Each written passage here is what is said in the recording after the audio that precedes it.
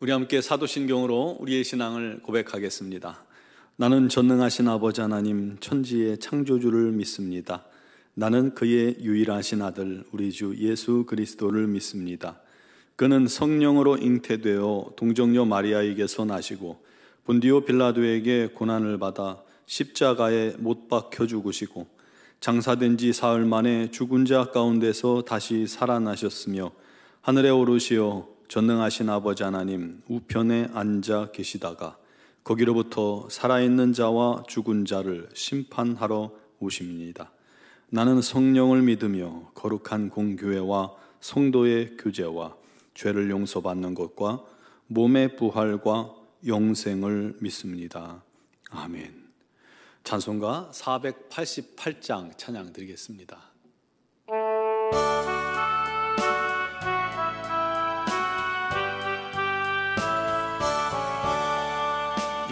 몸의 소망 무언가 우리 주 예수뿐일세.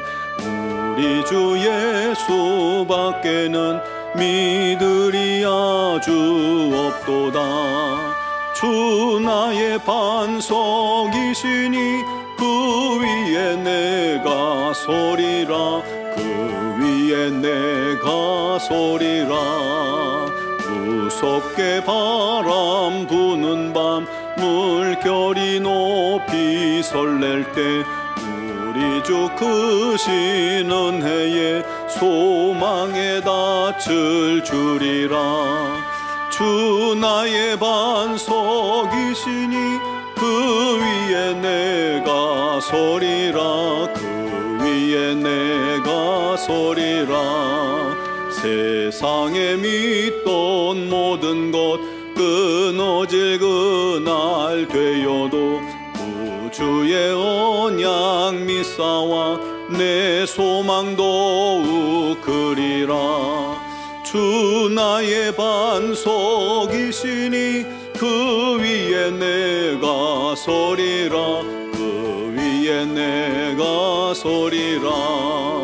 바라던 천국 올라가 하나님 앞에 배울 때 구주의 의를 힘입어 어여시 바로 서리라. 주 나의 반석이시니 그 위에 내가 서리라. 그 위에 내가 서리라. 아멘. 오늘 주신 하나님 말씀은 마가복음 4장 30절에서 32절 말씀입니다. 마가복음 4장 30절에서 32절을 봉독합니다. 또 이르시되 우리가 하나님의 나라를 어떻게 비교하며 또 무슨 비유로 나타낼까? 겨자씨 한 알과 같으니 땅에 심길 때에는 땅 위의 모든 씨보다 작은 것이로되 심긴 후에는 자라서 모든 풀보다 커지며 큰 가지를 내나니 공중의 새들이 그 그늘에 깃들일 만큼 되느니라. 아멘. 이동원 목사님의 책에 이런 글이 나옵니다. 존이라는 젊은 목사가 새로운 땅에서 새로운 인생을 펼치겠다는 꿈을 안고 신대륙 미국에 왔습니다. 그런데 1년도 못 돼서 그만 폐결핵 진단을 받은 거예요. 그때만 해도 폐결핵이 큰 병이었죠. 그래서 그는 자신이 죽어가고 있다는 것을 알게 됐습니다. 임종 직전에 자기 재산을 이렇게 살펴보니까 가진 것은 없고 책이 한 300권 정도 있더라는 거예요. 그때만 해도 책이 굉장히 귀할 때 아닙니까? 어떻게 할까 기도하다가 그 도시에 뉴타운 칼리지라는 대학에 기증하기로 결심하고 기증서와 또 거기에 추가해서 편지를 한 통 써서 기증서를 갖다 주었습니다. 유언이자 신앙 고백 같은 그런 편지였죠. 이런 글이 써 있었습니다. 나는 꿈을 안고 이 땅에 왔고 좀 더 신학과 법률과 과학을 공부해서 훌륭한 신학자, 훌륭한 법률가, 훌륭한 과학자가 되고 싶었습니다. 그러나 주께서 나를 부르신 것 같습니다. 하지만 내가 기증하는 책을 통해서 훌륭한 신학자, 훌륭한 법률가, 훌륭한 과학자들이 길러져서 이 땅을 더 풍성하게 만들고 인류에 기여하는 위대한 거인들이 나타날 것을 기대합니다. 이 편지에 이 학교 이사들이 감동을 받은 겁니다. 그리고 그 결단이 너무 귀해서 존을 기념하기 위해 학교 이름을 바꾸기로 결의를 합니다. 그의 이름이 존 하바드입니다. 그의 꿈은 지금 세계 최고의 대학이라 알려진 하버드대, 그 대학을 통해서 엄청난 열매로 맺게 된 것입니다.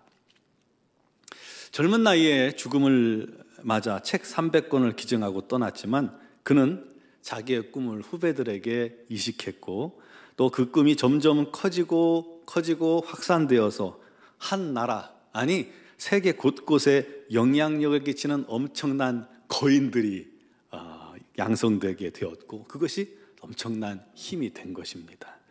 오늘 주님은 하나님의 나라를 겨자씨에 비유하고 있습니다. 주님은 많은 병자들을 치료하셨죠. 또 가르치셨고 귀신을 쫓아내셨습니다. 많은 사람들이 주님 앞에 나아왔지만 주님께서 말씀하시는 이 하나님의 나라의 복음은 그렇게 많은 사람들의 호응을 얻지는 못하는 듯 했습니다. 사람들이 복음을 들어도 깨닫지를 못하는 거예요. 당시로서는 굉장히 파격적인 말씀이었거든요. 그래서 많은 사람들이 주 앞에 나와왔지만 또다시 많은 사람들이 주님 곁을 떠나기도 한 겁니다. 물론 바리새인과 서기관들의 방해 공작과 모함도 아주 큰 몫을 하게 되었던 것이죠. 제자들도 그런 상황 속에서 위축이 되어 있었습니다. 그래서 주님은 하나님의 나라의 비밀을 그들에게 가르쳐 주기를 원하셨던 겁니다. 하나님의 나라를 어떻게 비교하며 또 무슨 비유로 나타낼까 하고 생각하시는 중에 우리 주님의 눈에 이 겨자 나무가 들어온 것입니다. 겨자는 나무가 아니라 나물과인데 그 지방의 겨자씨는 1mm 아주 작은 크기에다가 무게도 0.1g 정도의 무게밖에 안 되는 씨 중에 가장 작은 씨입니다. 그런데 그 작은 씨를 땅에 심어서 그것이 싹이 나고 자라면요, 크기가 평균 1.5m에서 3m, 제법 크죠? 그런 크기로 자라난답니다. 어떤 건 7m까지, 아주 큰 7m까지 큰답니다. 가지가 어른 이 팔뚝 두께만큼 그렇게 큰 두께로, 굵은 두께로 펴진다는 거예요. 그래서 나무 취급을 받는다고 해요. 공중의 새들이 그 그늘에 깃들어 쉬고 또 그곳에 새집을 짓고 살 정도로 자라나는 것이죠.